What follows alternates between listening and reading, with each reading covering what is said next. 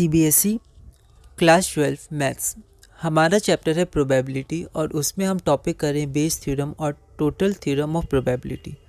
हमारा अगला क्वेश्चन है question number 48। Bag 1 contains 1 white 2 black and 3 red balls. Bag 2 contains 2 white 1 black and 1 red balls. Bag 3 contains 4 white 3 black and 2 red balls. ठीक है, पिछले questions में 2 तरह की बॉल्स थी, यहाँ पर 3 तरह की हैं, 3 कलर की हैं। A bag is chosen at random and 2 balls are drawn from it with replacement. तो ध्यान देना, ये इंपॉर्टेंट क्वेश्चन है, ये विद रिप्लेसमेंट वाला क्वेश्चन है। They happen to be 1 white और 1 रेड, एक वाइट है और एक रेड है।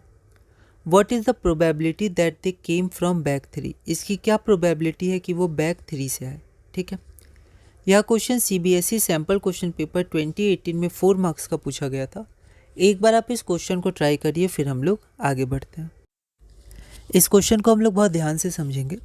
तो हम लोग पहले कुछ इवेंट्स डिसाइड करते हैं। यहाँ पर 3 बैग हैं, तो E1 हो गया हमारा event that bag 1 is chosen, E2 है event that bag 2 is chosen and E3 is event that bag 3 is chosen. ठीक है, और A हमारा है event that the balls drawn from the chosen bag are white and red. ठीक है, एक white है एक रेड है ना।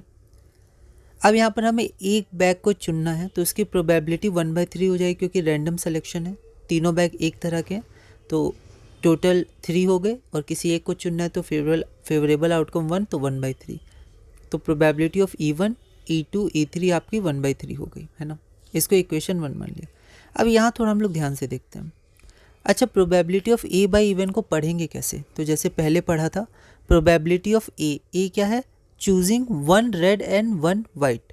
ठीक है, या 1 वाइट एंड 1 रेड। क्या होगा देखिए, अगर हम लोग क्वेश्चन के हिसाब से देखें तो क्वेश्चन में लिखा हुआ है 1 वाइट एंड 1 रेड। ठीक है, तो आप लिखिएगा 1 वाइट और 1 रेड, पर अगर पहले रेड लिख दिए तो गलत है क्या? नहीं, रेड लिखे तो गलत नहीं है, क्योंकि यहाँ पर इंटू 2 होगा, मतलब दोनों हो सकता है। अभी हम लोग उसको देखेंगे, पर जितना हो सके आप क्वेश्चन के हिसाब से बढ़िएगा। क्वेश्चन में पहले वाइट दिया था तो आप पहले वाइट लिख सकते हैं, लेकिन रेड भी गलत नहीं है क्योंकि यहाँ इंटू 2 है, दोनों आ जाएगा। ठीक है, तो मैं क्वेश्चन के हिसाब से आगे बढ़ाऊँ।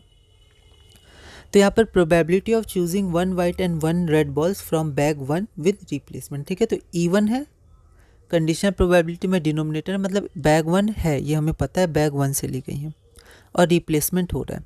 तो याद रखिएगा, जब रिप्लेसमेंट होता है, ठीक है, तो हम लोग उसको 2 से मल्टीप्लाई कर देते हैं। ठीक है, मतलब दोनों पॉसिबिलिटीज़ हो सकती हैं, पहला वाइट और दूसरा रेड, और प्लस पहला रेड और दूसरा वाइट। ठीक है, तो यहाँ पर जब रिप्लेसमेंट होगा, ठीक है, तो नीचे 6 और 6 ही आएगा। ठीक है, क्यों आएगा? क्योंकि रिप्लेसमेंट में कोई बॉल बाहर नहीं गई, वो बॉल वापस अंदर रख दी गई, ये पता करने के बाद कि कलर क्या था। ठीक है, तो सबसे पहले मान लेते हैं हमने वाइट चुना, है ना। तो वाइट देखिए कितनी है, बैग 1 में 1 है और टोटल 6 है, तो 1/6, और रेड 3 है तो 3/6, तो 1/6 इंटू 3/6। ठीक है, प्लस अगर हम लोग पहले रेड चुन लेते तो 3/6 होता और फिर वाइट चुनते तो 1/6, तो ये हो जाएगा 2 टाइम्स 1/6 इंटू 3/6। ठीक है, और क्योंकि रिप्लेसमेंट है, तो रिप्लेसमेंट है, आप ध्यान रखिएगा कि नीचे 6 और 6 ही रहेगा, 5 नहीं होगा, है ना। तो इसलिए इंपॉर्टेंट क्वेश्चन, इसको एक बार आप भी कंपेयर करिएगा पिछले क्वेश्चन से, क्योंकि ये थोड़ा अलग है ना।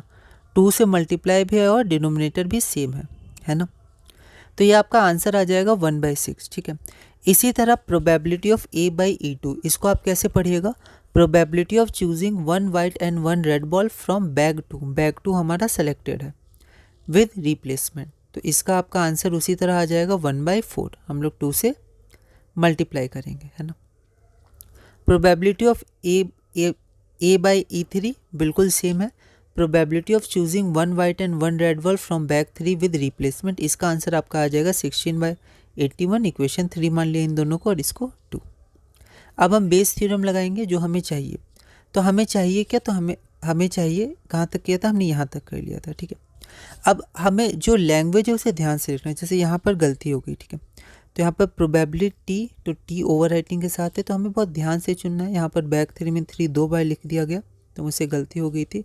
तो आपको क्या करना है, बहुत ध्यान से लैंग्वेज लिखना है। मैथ्स की लैंग्वेज बहुत इंपॉर्टेंट होती है क्योंकि वो बहुत ही कंसाइज होती है, उसके सिम्बल्स और लैंग्वेज, है ना। तो by Bayes theorem probability that bag 3 is chosen.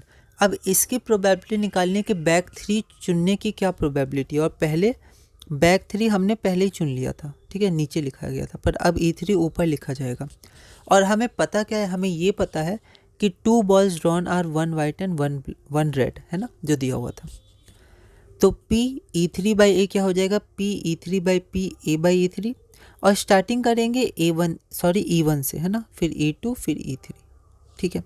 सारी प्रोबेबिलिटीज़ को हम लोग यहाँ लिख देंगे फ्रॉम 1 2 and 3।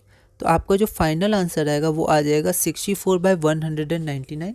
सिंप्लीफिकेशन में आप ध्यान रखिएगा, तो जो हमारा रिक्वायर्ड आंसर होगा। हमारा अगला क्वेश्चन है क्वेश्चन नंबर 49। अब ब्लैक यहाँ बैग होना चाहिए, अब बैग है ना, ये बैग है। अ bag contains 5 red and 4 black balls. A second bag, तो ये फर्स्ट बैग हो गया। A second bag contains 3 red and 6 black balls. One of the 2 bags is selected at random and 2 balls are drawn at random without replacement। तो फिर से without replacement है। Both of which are found to be red, दोनों red पाए गए। Find the probability that the balls are drawn from the second bag। तो इसकी क्या प्रोबेबिलिटी है कि जो हमारे बॉल्स हैं दोनों रेड जो पाए गए थे वो सेकेंड बैग से ड्रॉ किए गए। यह क्वेश्चन ऑल इंडिया 2019 में 6 मार्क्स का पूछा गया था। ऐसा सिमिलर क्वेश्चन हमने किया है। एक बार आप इस क्वेश्चन को ट्राई करिएगा, अगली वीडियो में हम इसे सॉल्व करेंगे।